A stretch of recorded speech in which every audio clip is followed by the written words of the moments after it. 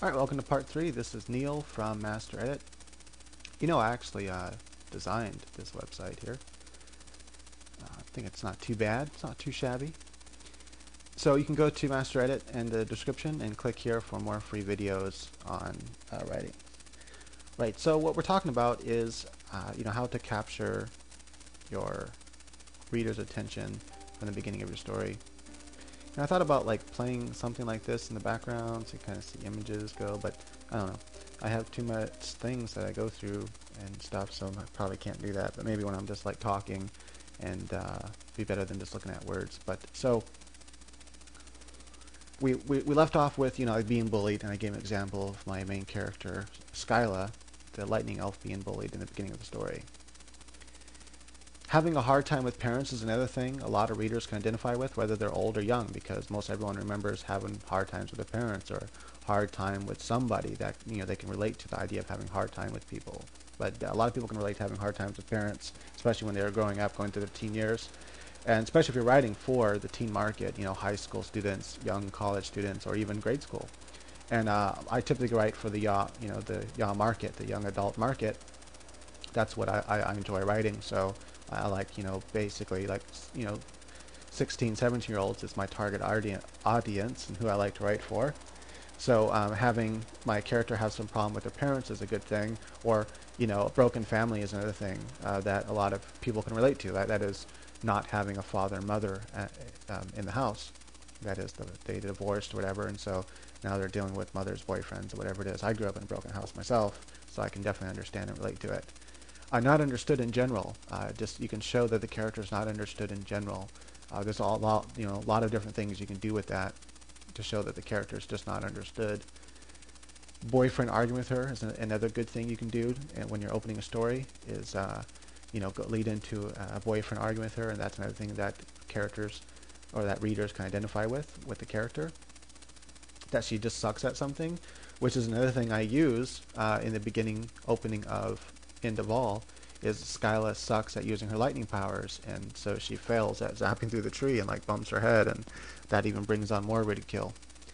So people can relate with that, even though they can't relate with lightning abilities and sucking at using your lightning abilities. They can relate with sucking at something, and so they can relate to her because they're I was in school and we had to do some pole vault or whatever it is you had to do, and you sucked at it and you didn't want to do it, so you can relate to how she feels when she doesn't want to do this in front of everyone because she knows she's not good at it. So I purposely did that. When I was thinking of how to start that story, I purposely thought of what would be a cool scene that would help to get to know the area, the setting, what's going on, that they're lightning elves, that they have powers. So I set up the kind of story you're getting in for. This isn't your typical elf story. This is, the main character is an elf, but she's a weird kind of elf that you're not used to reading about. I've had to think of all this, and what can I do to manipulate the reader subtly, and so I decided to go with she's being bullied. She has the ears that stick out. Fits her character. She hasn't totally matured yet, so you know that she's young. And that's another thing young writers or young readers can identify with as a young character. She sucks at her abilities, and another thing that they can relate to, having to do something in front of other people that you don't want to do it because you're not good at it. So I do all that right there in the beginning of the story, all within the first couple paragraphs. That is within the first page that the editor is going to read.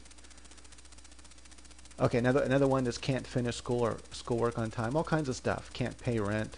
That's another thing that a lot of people can identify with.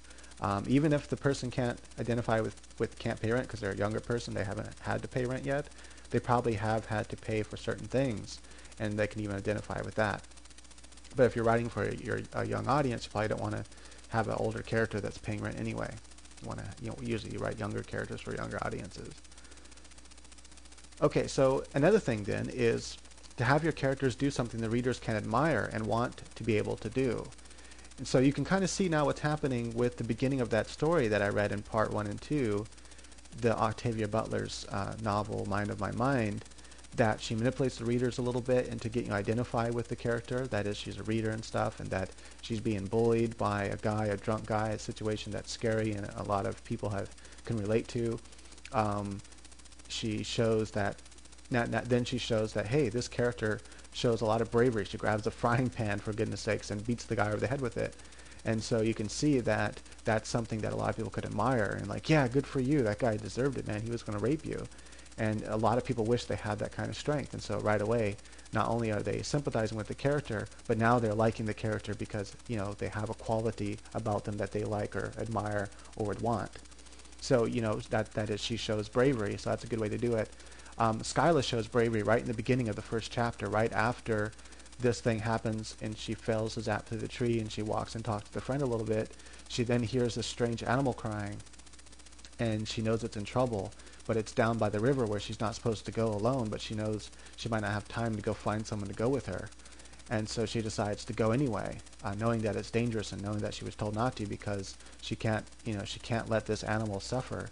And so she goes and risk herself, possibly risk her life, to save this animal. And sure enough, a mire comes, a very dangerous beast with two heads.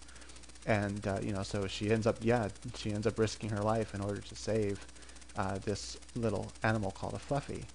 And then Cloud comes, one of the Diamond Elves, and the Diamond Elves and Sky Lightning Elves don't get along all that well, but you can kind of see also a hint at even friendship or romance between them. And all that happens within just the first chapter, which is quite short. And then when she gets home, she's having trouble at home life where she has to fill lightning capacitors, and she sucks at it, and she doesn't want to do it because she's not good at it. But she has to because it's how they make a living. And her mom is out trying to sell them and stuff. And so, you see some home normal troubles that people can relate to. And I had to do that because there is no human characters in this, so I need the readers to identify with the elf life as much as possible. So I make a lot of links to the real world through the elf life, which I felt was necessary. And so all that is manipulating the reader. You can see that everything you do, especially with your hook, the opening of your story, is to manipulate your reader and to continue reading. And the most important, to manipulate your editor or a editor to read past the first page and hopefully continue reading and ask for the whole novel. So another thing is that the character can take risk. Taking risk is something that a lot of us wish we would do more often in life, and we can identify with and like it and admire it and therefore like the character for it. Talks back to a teacher. This would be like for a YA novel. So many people wish they can do that, and even if they secretly think it's wrong, they're going to be like, yeah, man, that's so cool. I wish I can do that. And they're going to like the character for it. As long as it's done right, not like and classy, not like he's a total jerk off or something, or she's a total, bitch or something. Tells boyfriend to shove it, so the boyfriend's acting out and kind of being mean, whatever, and she shows strength by just telling him off. And that's a good way to get the person to go, oh, I like this person, and you want to keep reading. Throws a touchdown pass if it's like, for guys, whatever, they can definitely identify with that, or any other type of sport. He's good at some type of sport.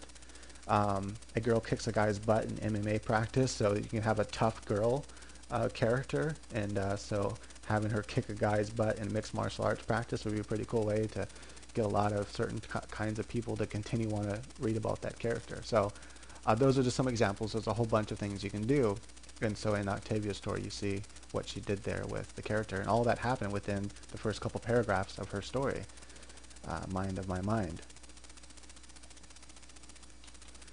Alright, so before I get into things not to do, I wanted to go with this other one, things to do. Start with an opening that shocks and or causes the reader to ask many questions, to wonder, even if he is not aware of wanting to answer. So there's many questions that are brought up right away in the beginning of that story. Who is Rena? Why is this guy coming to see her? Is she actually a whore, or is that just the character's understanding of her sister? Is it her sister? I can't remember if it even says that.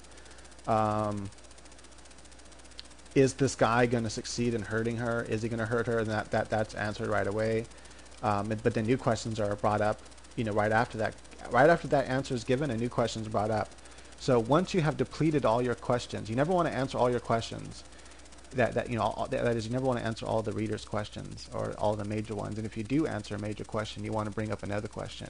And she does that right away. She brings up another question: is, whoa, what are these voices she's hearing, and what is she changing into? So that's a huge question, and I imagine you probably don't get the answer to it until quite a little bit later into the novel. You have to read to find out. Right. So that's it for this part. We'll come back with the next part.